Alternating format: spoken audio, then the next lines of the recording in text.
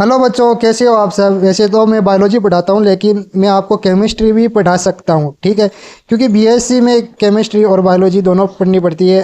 तो जो पढ़ी हुई है मेरी है, वहाँ तक मैं आपको आराम से पढ़ा सकता हूँ, ठीक है। तो आज हम केमिस्ट्री का फर्स्ट क्वेश्चन देखते हैं। मैं आपको लगभग 20,000 से ज़्यादा एमसीक्यू बायोलॉजी में देने वाला हूँ, ठीक है। बायोलॉजी में 20,000 से ज़्यादा एमसीक्यू हो गए और 20,000 से ज़्यादा एमसीक्यू मैं केमिस्ट्री में दे सकता हूँ, ठीक है। जितना मुझसे हो सकता है आपको मटेरियल प्रोवाइड करवाना, उतना मैं आपको कराऊंगा। नए नए क्वेश्चन हो गए और आपका स्कोर इससे बूस्ट होने वाला है। ऐसा नहीं है कि मेरा वीडियो देखने के बाद में आपका स्कोर लो हो जाएगा। लो कभी नहीं होगा। इससे आपको बेनिफिट ही मिलने वाला है। तो आप वीडियो को देखने के बाद चैनल को सब्सक्राइब कर सकते हो। और ये जितने भी एमसीक्यू मैं दूंगा, ठीक है, पूरी साल भर, तो वो बहुत ही इंपॉर्टेंट एमसीक्यू होने वाले हैं। और हर एक क्वेश्चन का मैं आराम से आंसर को पूरी तरीके से एक्सप्लेन करके आपको देने वाला हूँ। ऐसा नहीं है कि सिर्फ मतलब थोड़ा बहुत बता दिया, पूरा आंसर मैं आपको बताऊंगा, ठीक है। तो फर्स्ट क्वेश्चन ही देखते हैं आज। फर्स्ट क्वेश्चन है, the ratio of specific charge of a proton and an a alpha particle. तो प्रोटॉन एंड अल्फा पार्टिकल का स्पेसिफिक चार्ज रेशियो हमको बताना है। तो प्रोटॉन, सबसे पहले प्रोटॉन के बारे में देखते हैं कि जो प्रोटॉन होता है, प्रोटॉन, ठीक है। सबसे पहले तो स्पेसिफिक चार्ज रेशियो का जो फॉर्मूला है वो आपको आना चाहिए, ठीक है। तो पहले तो मैं आपको स्पेसिफिक चार्ज रेशियो का फॉर्मूला बता देता हूँ कि क्या होता है।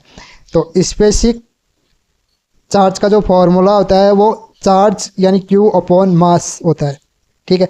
अब प्रोटॉन के लिए जो चार्ज होता है वो +1 इलेक्ट्रॉन होता है और इसका जो मास होता है प्रोटॉन का वो 1 mu के बराबर होता है, 1 mu। और अल्फा पार्टिकल का जो चार्ज होता है वो +2 इलेक्ट्रॉन होता है, ठीक है। यानी प्रोटॉन से दोगुना होता है, ठीक है। प्रोटॉन के जो चार्ज है उससे 2 टाइम्स होता है तो प्रोटॉन। और इसका जो मास होता है वो 4 mu के बराबर होता है, यानी प्रोटॉन से 4 गुना ज़्यादा होता है, यानी 4 टाइम होता है। अब हमको स्पेसिफिक चार्ज रेशियो बताना है। तो सबसे पहले स्पेसिफिक चार्ज रेशियो प्रोटॉन का बताना है। तो प्रोटॉन का Q अपॉन M, तो चार्ज कितना होता है 1 इलेक्ट्रॉन और इसका जो मास होता है वो 1 mu के बराबर होता है, तो E अपॉन 1 आ जाएगा।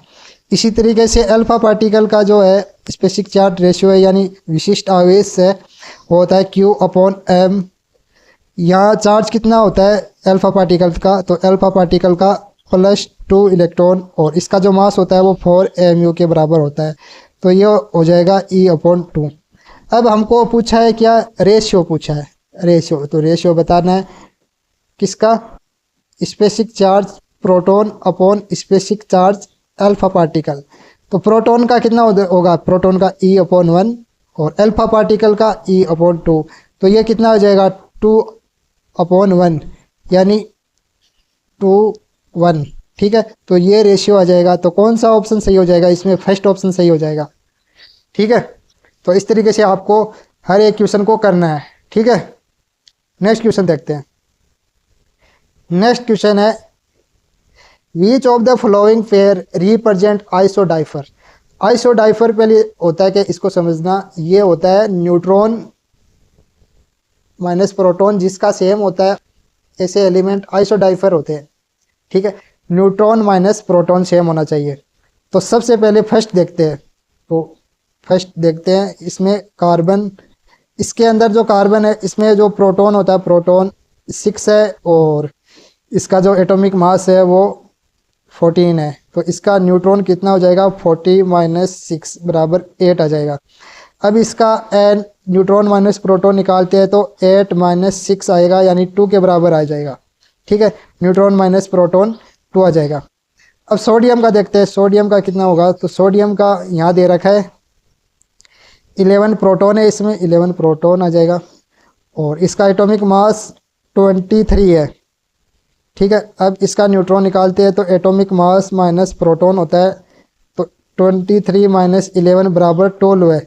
ये आ गया कि न्यूट्रॉन। हमको निकालना है न्यूट्रॉन माइनस प्रोटॉन। तो न्यूट्रॉन तो 12 है और प्रोटॉन 11 बराबर 1, तो ये 1 आ गया, ठीक है।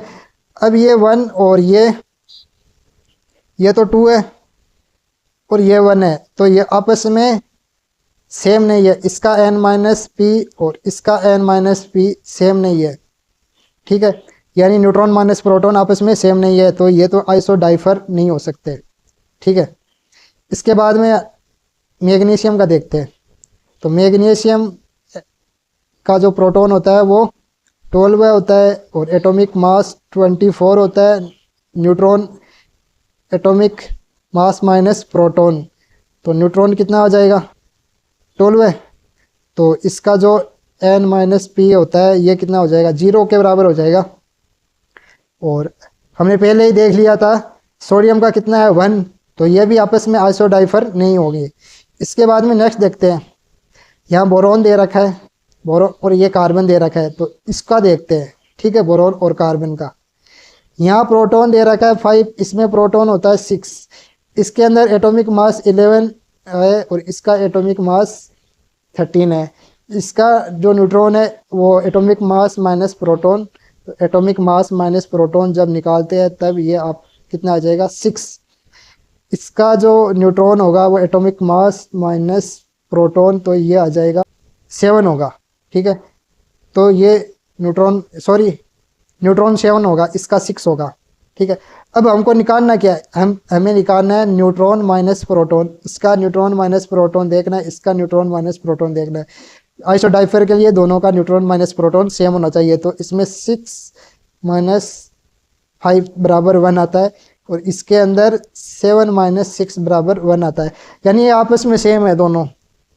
इसका न्यूट्रॉन माइनस प्रोटॉन सेम है और दोनों का सेम है, तो कौन सा ऑप्शन सही हो जाएगा, आइसोडाइफर थर्ड हो जाएगा, थर्ड आइसोडाइफर है। नेक्स्ट क्वेश्चन देखते हैं। The MRI body scanner use in hospital operator with, ये 400 मेगाहर्ट्ज रेडियो फ्रीक्वेंसी एनर्जी दे रखी है। The wavelength corresponding to this radio frequency is, तो वेवलेंथ हमको पूछी है कि वेवलेंथ कितनी होगी, ठीक है। तो वेवलेंथ बतानी है हमको इस क्वेश्चन में। तो जो फ्रीक्वेंसी दे रखी है वो कितनी दे रखी है, 400 मेगाहर्ट्ज। तो फ्रीक्वेंसी के बेस पे हम इस क्वेश्चन को करते हैं। तो सबसे पहले जो फ्रीक्वेंसी दे रखी है क्वेश्चन में वो 400 मेगाहर्ट्ज। अब इसको 400 इंटू 10 की पावर 6 हर्ट्ज भी लिख सकते हैं, या फिर 4 इंटू 10 की पावर 8 हर्ट्ज भी लिख सकते हैं, ये फ्रीक्वेंसी होगी। तो वेवलेंथ निकालने के लिए लाइट की स्पीड भी चाहिए, ठीक है। वेवलेंथ निकालने के लिए हमको लाइट की स्पीड भी चाहिए, क्योंकि वेवलेंथ का जो फॉर्मूला होता है वो लैम्डा अपॉन लाइट की स्पीड अपॉन फ्रीक्वेंसी होती है। तो लाइट की स्पीड हमें पता है, स्पीड ऑफ लाइट, तो स्पीड ऑफ लाइट ये हमें पता है कितनी होती है, 3 इंटू 10 की पावर 8 मीटर पर सेकेंड, ठीक है। अब हमको वेवलेंथ निकालनी है, तो लैम्डा बराबर ये स्पीड अपॉन फ्रीक्वेंसी, तो स्पीड कितनी होगी 3 इंटू 10 की पावर 8 और फ्रीक्वेंसी कितनी होगी 4 इंटू 10 की पावर 8, तो ये हो जाएगा 3/4 यानी 0.75 मीटर। तो कौन सा ऑप्शन सही हो जाएगा, फर्स्ट ऑप्शन सही हो जाएगा, ठीक है, यही आंसर आ रहा है। तो जितने भी MCQ होंगे, ठीक है, मैं आपको लगभग केमिस्ट्री में 20,000 से ज़्यादा MCQ प्रोवाइड कराने वाला हूँ और सबका सॉल्यूशन प्रोवाइड कराऊंगा, ठीक है, जिससे आपका स्कोर बूस्ट होने वाला है, ठीक है। तो आप मेरे चैनल को सब्सक्राइब भी कर सकते हो, क्योंकि मैं आपको केमिस्ट्री भी पढ़ाने वाला हूँ और बायोलॉजी भी पढ़ाने वाला हूँ। बायोलॉजी का तो मैं टीचर हूँ, लेकिन केमिस्ट्री मुझे जितनी आती है मैं आपको अच्छे से पढ़ा दूंगा, ठीक है। नेक्स्ट क्वेश्चन है, angular momentum in second Bohr orbit of hydrogen his ex. यहाँ पे हमको एंगुलर जो मोमेंटम है इसका जो फॉर्मूला होता है वो L/NH/2π होता है, ठीक है। बोर ऑर्बिट का जो एंगुलर मोमेंटम का फॉर्मूला होता है ये होता है। अब ये हाइड्रोजन एटम का दे रखा है, हाइड्रोजन एटम का जो एंगुलर मोमेंटम है वो कितना होगा, और ये किसके लिए, सेकंड बोर ऑर्बिट यानी n बराबर 2 के लिए, ठीक है, दूसरी कक्षा के लिए। तो n बराबर 2 के लिए हमको कोणीय संवेग बताना है हाइड्रोजन के लिए, तो n बराबर 2। तो हाइड्रोजन का कितना होगा NH/2π। तो n की वैल्यू 2 रख देंगे तो ये हो जाएगा h upon pi. h upon pi किसके बराबर है? x के बराबर है। ठीक है, यहाँ दे रखा है कोणीय संवेग का मान क्या है? x है, यानी एंगुलर मोमेंटम का मान हाइड्रोजन के लिए x है, तो ये x के बराबर आ गया। उसके बाद में क्वेश्चन में दे रखा है then find out angular momentum in first excited stage of lithium ion. तो लिथियम आयन का फर्स्ट एक्साइटेड स्टेज बताना है, लिथियम आयन। तो लिथियम आयन के लिए जो फर्स्ट एक्साइटेड स्टेज, तो फर्स्ट एक्साइटेड स्टेज जो होता है वो n बराबर 2 होता है। ठीक है, अब लिथियम आयन के लिए एंगुलर मोमेंटम का NH अपॉन 2 पाई फॉर्मूला होता है। तो n की वैल्यू 2 रख देंगे तो ये आ जाएगा h अपॉन पाई, यानी यहाँ पर भी h अपॉन पाई आ रहा है जो कि x के बराबर है, और यहाँ भी h अपॉन पाई आ रहा है तो ये भी x के बराबर ही होगा। ठीक है, तो कौन सा ऑप्शन सही हो जाएगा इसमें? फोर्थ ऑप्शन सही हो जाएगा। ठीक है, नेक्स्ट क्वेश्चन देखते हैं। Third excitation energy of lithium ion is. तो तीसरी एक्साइटेशन एनर्जी पूछी है हमको, तो इस क्वेश्चन को कैसे करेंगे? सबसे पहले देखो, थर्ड एक्साइटेशन एनर्जी किसकी? लिथियम आयन की, लिथियम आयन की। तो जो एनर्जी का फॉर्मूला होता है वो -30.6 into Z square upon n square, ये इलेक्ट्रॉन वोल्ट में होगा। ठीक है, उसके बाद में आगे लिथियम आयन के लिए दे रखा है, तो लिथियम आयन का जो एटॉमिक नंबर होता है जेड बराबर 2 होता है। ठीक है, लिथियम आयन का एटॉमिक नंबर जेड बराबर 3 होता है। ठीक है, एटॉमिक नंबर 3 होता है। अब हमको थर्ड एक्साइटेशन एनर्जी पूछी है, तो ये थर्ड एक्साइटेशन एनर्जी सबसे जो फाइनल स्टेज है, इनिशियल स्टेज है, इनिशियल स्टेज वो n बराबर 1 होगी, और हमको क्या दे रखी है? थर्ड एक्साइटेशन एनर्जी स्टेज, तो ये n बराबर 4 होगी। ठीक है, तो ये फाइनल स्टेज कौन सी होगी? n बराबर, फाइनल स्टेज n बराबर 4। ठीक है, तो थर्ड एक्साइटेशन जो स्टेज होती है वो n बराबर 4 होती है, ये ध्यान में रखना। अब हमको उत्तेजन ऊर्जा निकालनी है, तो ये होगी डेल E बराबर E4 माइनस E1, यानी 4 ऑर्बिटल की एनर्जी माइनस फर्स्ट की, तो 30.6 इंटू जेड स्क्वायर अपॉन 1 का स्क्वायर अपॉन 4 का स्क्वायर। तो ये जब इसको हम सोल्व करते हैं तो 30.6 इंटू जेड का जो वैल्यू है वो 3 का स्क्वायर आ जाएगा, और 1 माइनस, जब इसको सोल्व करते हैं तो ये आंसर इसका आता है कितना? जब इसको कंप्लीट सोल्व करते हैं तो आप खुद भी सोल्व करना अपने हाथ से, तो मैं सोल्व करके दे रहा हूँ आपको। तो ये आ रहा है 114.75 इलेक्ट्रॉन वोल्ट। ठीक है, तो कौन सा ऑप्शन सही हो जाएगा? सेकंड ऑप्शन सही हो जाएगा। ठीक है, तो इस तरीके से आपको करना है।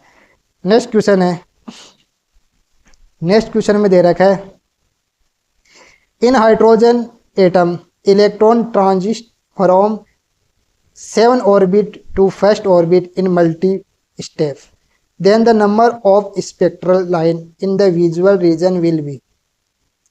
यहाँ देखो n बराबर 1, n बराबर 2, ये पहले हमको ऑर्बिट बनाना है। ऑर्बिट की n बराबर 4, n बराबर 5, n 6, n 7। ठीक है, यहाँ पूछी है विजुअल रीजन में, तो सबसे पहले लाइमन आता है, उसके बाद में बामर आता है, और बामर जो होता है वो विजुअल रीजन में होता है। ठीक है, तो हमें स्पेक्ट्रल लाइन के नंबर बताने हैं जो कि 7 से कहाँ मिलते हैं? 2 के बीच में मिलते हैं। ठीक है, तो सबसे पहले जो 7 से 2 में जाएगी स्पेक्ट्रम लाइन। ठीक है, 6 से जाएगी 2 में, 5 से जाती है, 4 से जाती है, और 3 से जाएगी। तो कितनी हो जाएगी? ये 5 आ जाएगी। ठीक है, कितनी हो जाएगी? ये 5। तो जब इसका सम करते हैं तो ये 5 आती है। ठीक है, इसको हम डायरेक्ट इस तरीके से भी कर सकते हैं। वेरी वेरी इजी क्वेश्चन है ये, आप आराम से कर सकते हो। उसके बाद में नेक्स्ट क्वेश्चन है ए एंड आर वाला क्वेश्चन है, एसेशन एंड रीजन वाला। Line emission spectra is useful in the study of electronic structure. बिल्कुल सही है। जो लाइन इमिशन स्पेक्ट्रम होता है वो किसी भी एलिमेंट की जो इलेक्ट्रॉनिक स्ट्रक्चर है उसकी स्टडी करने के लिए यूजफुल होता है। तो ये स्टेटमेंट बिल्कुल सही स्टेटमेंट है।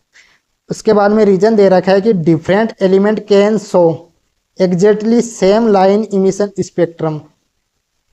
तो ये रॉन्ग हो जाएगा, क्योंकि डिफरेंट एलिमेंट जो होते हैं वो अलग अलग एलिमेंट जो होते हैं वो same line emission spectrum show नहीं करते हैं।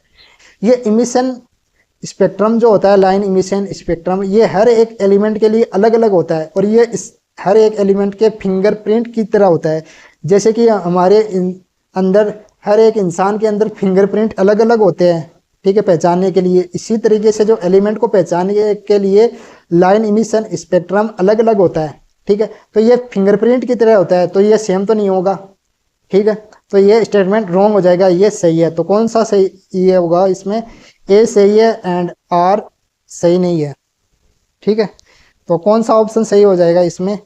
तो एसेशन तो सही है, लेकिन इसका जो रीजन है वो गलत होगा, ठीक है। तो कौन सा ऑप्शन सही होगा इसमें आप बता सकते हो आराम से? सेकंड ऑप्शन सही होगा, ठीक है। नेक्स्ट क्वेश्चन,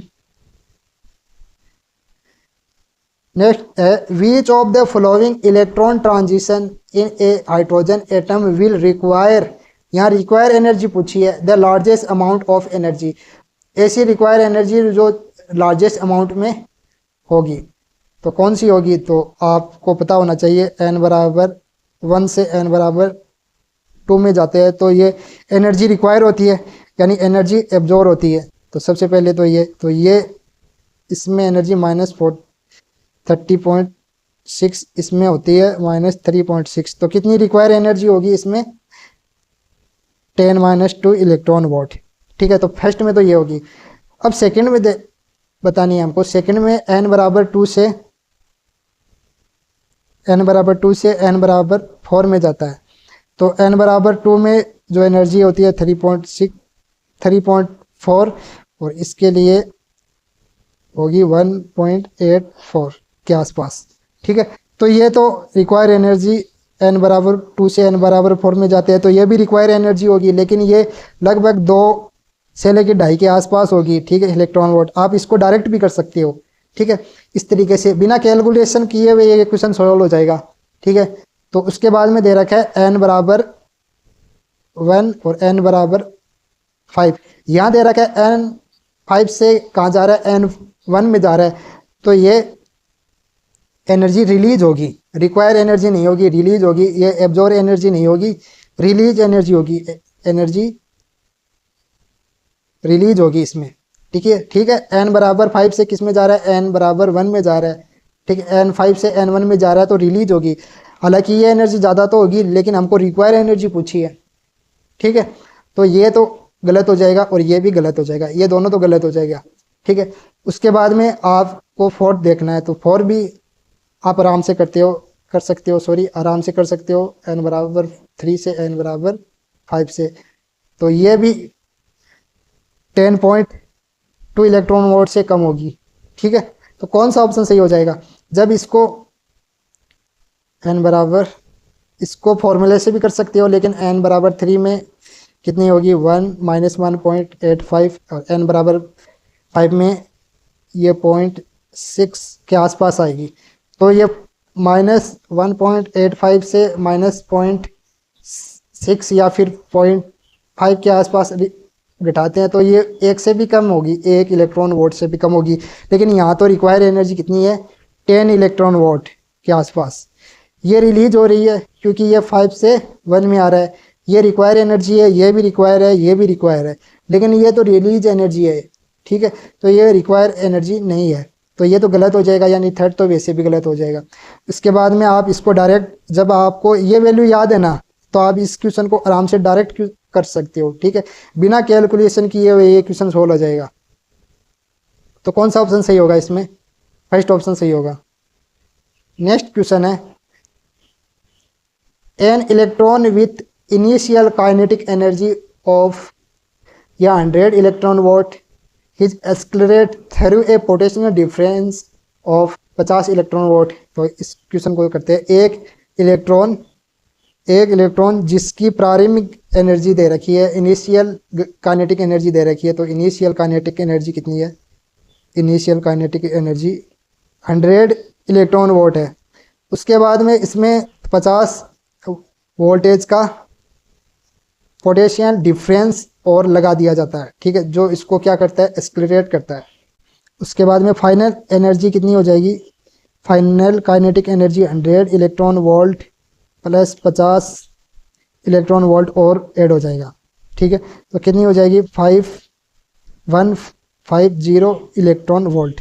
तो ये होगी फाइनल एनर्जी। उसके बाद में हमको वेवलेंथ पूछी है, तो वेवलेंथ का जो फॉर्मूला होता है वो 1 लेमडा बराबर ये 150 ये होता है फॉर्मूला, ठीक है। वेवलेंथ का जो फॉर्मूला होता है वो लेमडा बराबर ये होगा, ठीक है, ये फॉर्मूला होता है और ये एंगस्ट्रॉन में होता है, ठीक है। अब वेवलेंथ 150 अपॉन ये वोल्टेज कितना होगा? वोल्टेज होगा 150 वोल्टेज, ठीक है, 150 के बराबर होगा और ये एंगस्ट्रॉन में आएगा। जब इसको सॉल्व करते हैं तो 1 एंगस्ट्रॉन के बराबर होगा, तो ये फर्स्ट ऑप्शन ही सही हो जाएगा, ठीक है, 1 एंगस्ट्रॉन के बराबर, तो फर्स्ट ऑप्शन ही इसमें सही हो जाएगा। नेक्स्ट क्वेश्चन देखते हैं, वेरी वेरी इंपॉर्टेंट क्वेश्चन है।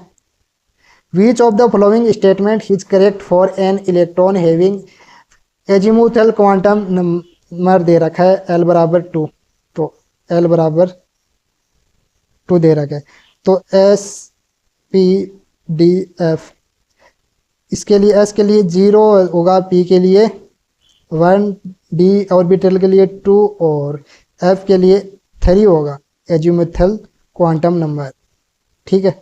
तो ये आपको ध्यान में रहना चाहिए। उसके बाद में दे रखा है द इलेक्ट्रॉन में भी ए लोवेस्ट एनर्जी सेल, तो लोवेस्ट एनर्जी सेल बराबर n बराबर 1 होता है, लेकिन यहाँ L की वैल्यू 2 दे रखी है, तो L जब n बराबर 1 लिया जाता है तो L बराबर 0 होना चाहिए, ठीक है।